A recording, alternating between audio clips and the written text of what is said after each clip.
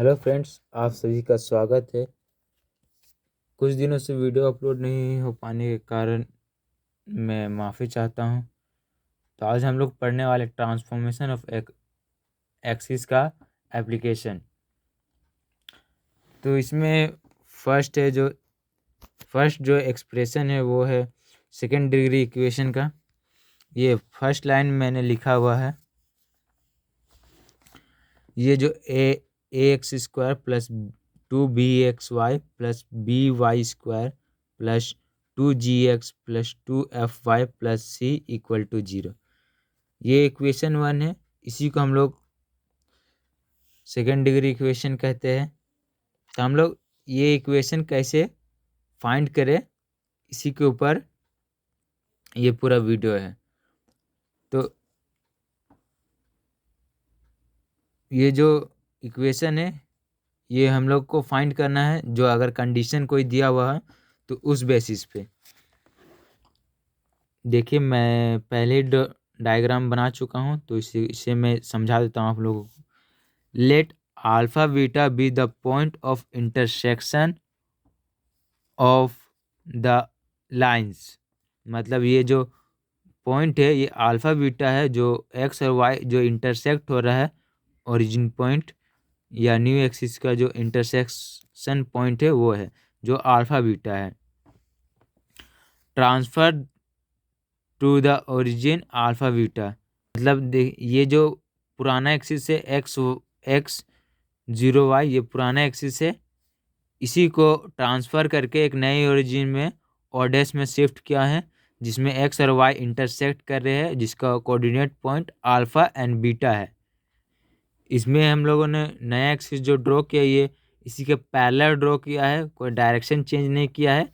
इसीलिए keep the direction to the axis unchange, मतलब हम लोग को एक्सिस का डायरेक्शन चेंज नहीं करना है। तो फर्स्ट वाले वीडियो जिन्होंने देखा होगा वो लोग को ये साफ पता चल रहा है कि ये मैंने कैसे लिखा है। ये जो एक्स है ये छोटा ओरिजिनल एक्सिस है, उसका एक्स का वैल्यू हम लोग फाइंड किए हैं अल्फा प्लस ये जो न्यू एक्सिस का कोऑर्डिनेट है एक्स उससे। तो X equal to alpha plus capital X है, ये एक्स का वैल्यू है। और ये पुराने एक्सिस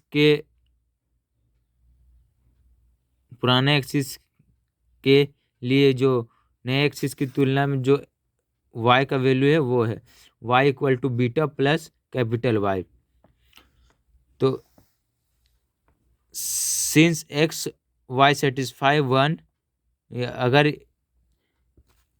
एक्स और वाई का वैल्यू हम लोग फर्स्ट वाले इक्वेशन में पुट कर दे तो ये सेटिस्फाई होना चाहिए। तो उसी में हम लोगों ने ये पुट कर दिया है। यहाँ था a x square plus 2bxy plus by² plus 2gx plus 2fy plus c equal to 0। तो इसी इक्वेशन में हम लोगों ने एक्स और वाई का वैल्यू जो यहाँ फाइंड किया उसे पुट कर दिया है। तो ये हो जाएगा a into alpha plus x का whole square plus 2b alpha plus x into beta plus y plus b equal into beta plus Y square, beta plus y का whole square 2g into alpha plus x plus 2f into beta plus y plus c. तो इसमें इस equation को अगर हम लोग solve करेंगे तो ये जगह अल्फ़ा इंटू अल्फ़ा ए into alpha square plus 2x alpha plus x square, जिसे मैंने a प्लस बी के होल स्क्वायर को तोड़ के इसे निकाला है। ऐसे जस्ट सेम हो इसमें भी हो जाएगा 2b इक्वल टू अल्फ़ा, ये दोनों को मैंने इंटू किया है तब ये हो गया 2b alpha beta plus alpha Y plus X beta plus X Y. फिर इसमें भी मैंने वही थ्योरम ए प्लस बी का होल स्क्वायर से इसे भी निकाला है। तो ये हो जाएगा B into beta square plus 2 beta Y plus Y square. यहाँ मैंने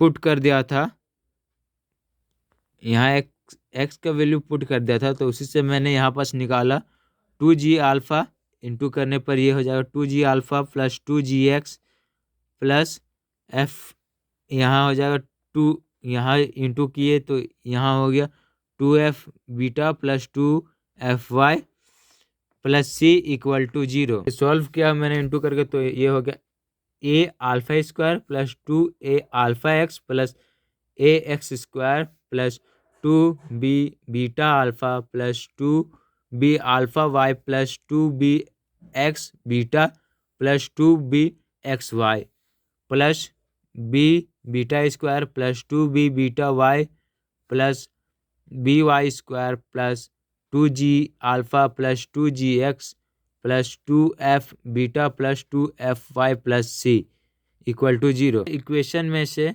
हम लोगों ने कुछ कुछ कॉमन लिया है, तो उसी में पहला वाला टर्म छोड़ दिया है।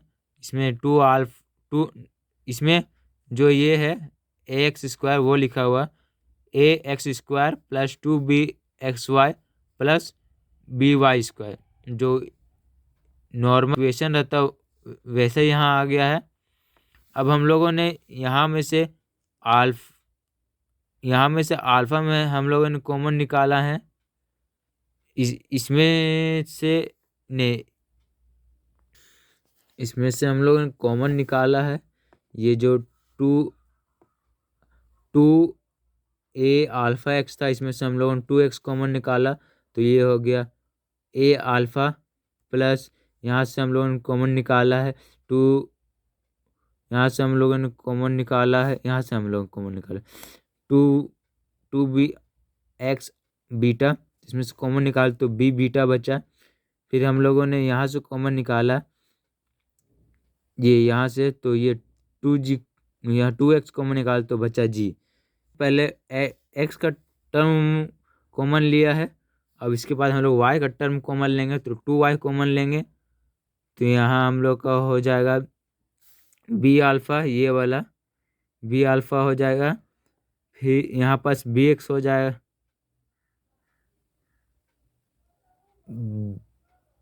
थर्ड वाला ये जो टर्म है ये हम लोगों ने यहाँ से लिया एक a अल्फ़ा स्क्वायर, यहाँ से लिया, फिर 2b बीटा अल्फ़ा प्लस ये वाला टर्म लिया b बीटा स्क्वायर, अब फिर हम लोगों ने ये वाला टर्म लिया 2g अल्फ़ा और ये वाला टर्म लिया 2f बीटा और प्लस ये कांस्टेंट ये, तो ये हो गया इक्वेशन 2।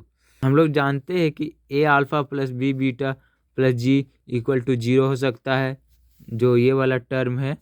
उसी तरह जो दूसरा है b alpha plus b beta plus f, ये भी 0 हो सकता है। तो ये जो लास्ट वाला जो इक्वेशन है, ये जो टर्म है पूरा, ये हो जाएगा a alpha square plus 2b beta alpha plus b beta square plus 2g alpha plus 2fb plus c equal to constant. इस वाले इक्वेशन से अगर हम लोग इक्वल टू 0 ले लेते हैं, तो ये वाला पूरा टर्म 0 हो जाएगा, ये वाला भी पूरा टर्म 0 हो जाएगा। तो जो ये लास्ट वाला जो ये है, और इसे हम लोग सॉल्व करेंगे, तो यहाँ से ये वाला जो है 2b बीटा अल्फ़ा, तो इसको 2 बार हम लोग लिख सकते हैं b beta alpha plus b beta alpha, ऐसे जो 2f बीटा है इसे हम लोग ने लिखा है f बीटा। तो ये वाले में से हम लोग कॉमन ले लेंगे अल्फ़ा, तो ये हो जाएगा a alpha plus b beta plus g, यहाँ में से g, तो ये हो जाएगा। फिर इसमें से हम लोग एक टर्म ये वाला हो गया, ये हो गया, तो इसमें से हम लोग इसमें से बीटा लेंगे कॉमन, तो ये हो जाएगा b अल्फ़ा, और इसमें से लेंगे तो b बीटा हो जाएगा, और यहाँ वाला टर्म्स लेंगे तो f बचेगा। फिर जो ये टर्म बचा g alpha plus f beta plus c, इसे लिख दिया है। तो ऊपर की इक्वेशन से हम लोग अगर इन दोनों में जो इनका वैल्यू है वो पुट कर दिया जाए, तो ये दोनों तो टर्म 0 हो जाएंगे, बचेगा केवल ये g alpha plus f beta plus c. तो ये यही बचेगा। इसे इक्वेशन 6 मान लेते हैं। इक्वेशन 3 और 4 से हम लोग अल्फ़ा बीटा का वैल्यू निकाल सकते हैं। जिन्होंने पिछला क्लास देखा होगा या पिछला क्लास पढ़ा होगा तो उसे हम लोग अल्फ़ा बीटा का वैल्यू निकाल सकते हैं। जैसे इसमें से अल्फ़ा ले लेंगे हम लोग, तो इसका जो कोएफिशिएंट होगा, ये जो पहला इक्वेशन है, इससे अल्फ़ा का वैल्यू हम लोग निकालेंगे तो ये वाला टर्म साइलेंट हो जाएगा, यहाँ से इंटू हो जाएगा बी एफ, जिसे मैंने लिखा बी एफ माइनस ये वाला जो टर्म है दूसरे इक्वेशन 4 इक्वेशन का, ये बीटा का कोएफिशिएंट और ये जो कांस्टेंट ये इंटू हो जाएगा तो बी जी। तो वही मैंने लिखा हुआ है alpha B F minus B ji equal to beta का मैंने निकाला तो ये साइलेंट हो गया, तो बचा ये साइलेंट हो गया तो बचा बी जी माइनस ए एफ ये वाला। फिर जो कांस्टेंट टर्म है उसका निकालेंगे तो हो जाएगा ये वाला टर्म साइलेंट हो जाएगा ए बी माइनस ये बी स्क्वायर। तो वही, तो इसी से हम लोग को अल्फ़ा बीटा का वैल्यू निकल गया है।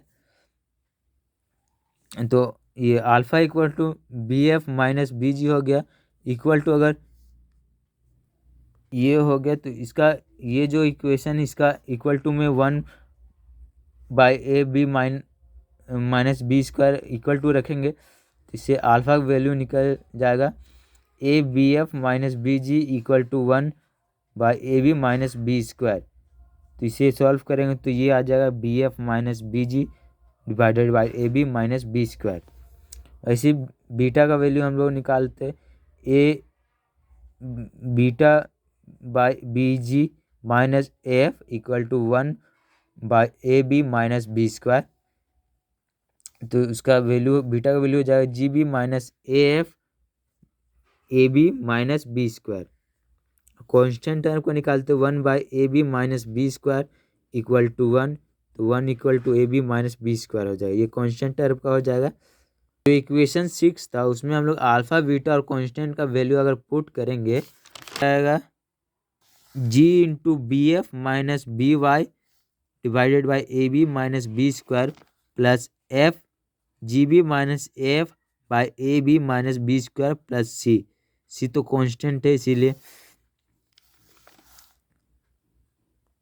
अगर इसे हम लोग सॉल्व करेंगे तो A B minus B square तो ये सभी में कॉमन निकल मतलब डिवाइड में हो जाएगा, तो ये हो जाएगा। फिर ये से इसका जो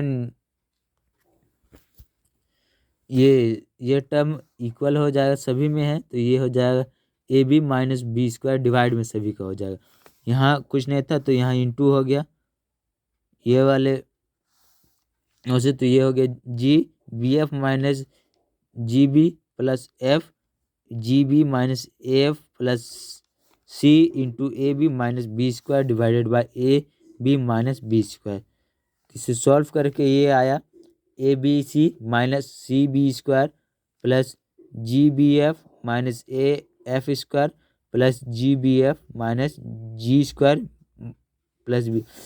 ए माइनस बी इधर राइट हैंड इंटू में चल जाएगा तो ये तो जीरो ही हो जाएगा। तो इक्वेशन हो जाएगा ए B C minus C B square minus A F square minus G square B plus 2 B F equal to 0।